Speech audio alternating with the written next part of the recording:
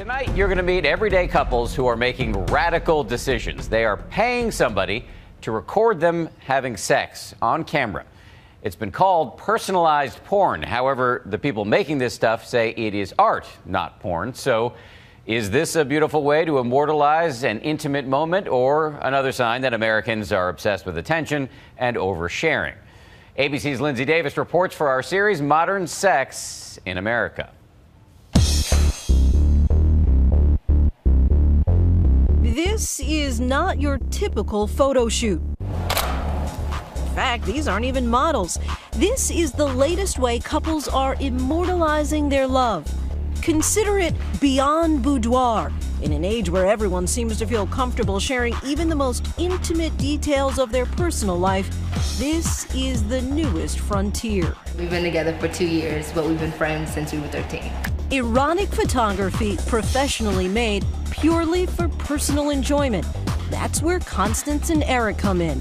They're taking pictures of Rory and Sarle having sex, not posing, but actually having sex. Because I'm doing it with him, so it's okay. Things start slowly, but as the moment gets too hot for our cameras, we're dismissed. So now we're gonna do the whole shoot, and we'll let you know when you can come back. This married couple's business is booming.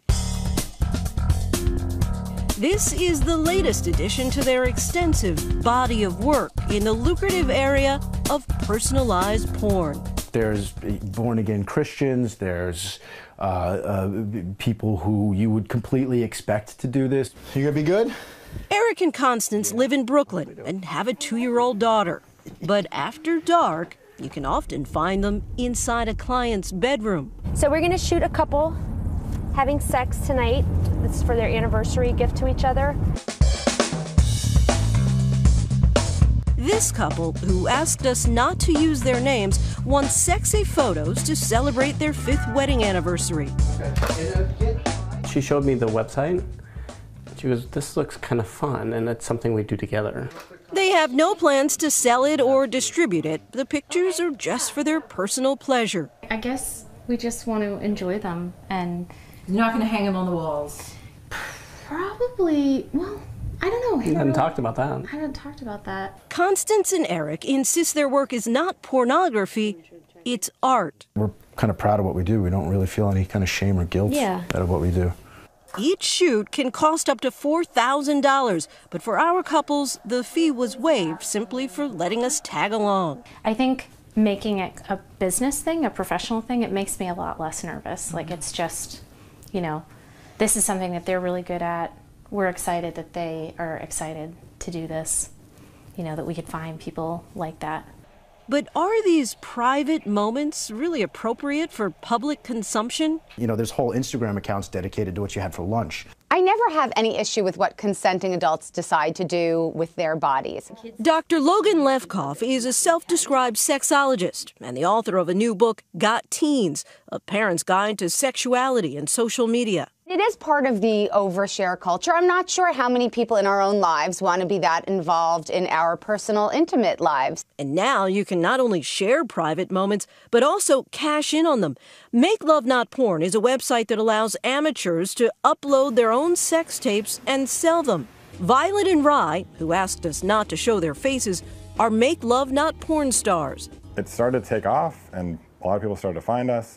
They are husband and wife. Both have day jobs, but also like to upload video of themselves having real sex. We got a lot of people coming to the blog and commenting, saying, like, this is the kind of thing that we're looking for. The website was started by Cindy Gallup, seen here in this TED Talk that went viral. There's an entire generation growing up that believes that what you see in hardcore pornography is the way that you have sex. I conceived MakeLoveNotPorn.tv as a user-generated crowdsourced platform where anybody can submit videos of themselves having real-world sex, to make it as socially shareable as anything else we currently share on Facebook, Tumblr, Twitter, Instagram. Part of the challenge these days, living in this high-tech, digitalized world, is that what is ours often and very quickly becomes something that's not ours. So before you do anything that can be public, I just ask that couples really consider how they're going to manage the outcomes if the outcomes are much different from their expectations. Each private shoot takes about 3 hours, though the act may not take as long. We waited for an hour to get back into the studio with Rory and Sarley. I'm usually not a person stuck for words, but these are amazing. Really not. You've made love with each other before, haven't you? We're a little bit. This wasn't our first time. It went good. I really enjoyed the experience. They made us comfortable. We enjoyed the experience. We talked to each other throughout, and he really worked well with me to make sure I was comfortable, and it was good. Wow, this is cool. Yeah. Eric and Constance are now getting recognized for their work. The Museum of Sex in New York has recently added one of their portraits to their permanent collection. You have Keith Haring's over there, you have Picasso across the way, so, you know, this is definitely an fine art company. You see the movement, you see the bodies, you see the shapes. So even though they're still photographs, you get, the idea. It feels like that people like it, and that we're gonna have a larger audience to see it, and it kind of makes me feel more respectable too. Back in their bedroom, this couple can't wait to see their masterpiece. It will definitely be a anniversary to remember and a present to remember too. Yeah. And to look at. Thank you. No, thank you. Quite a departure from the traditional 5th-year anniversary gift of wood. For Nightline, I'm Lindsay Davis in New York.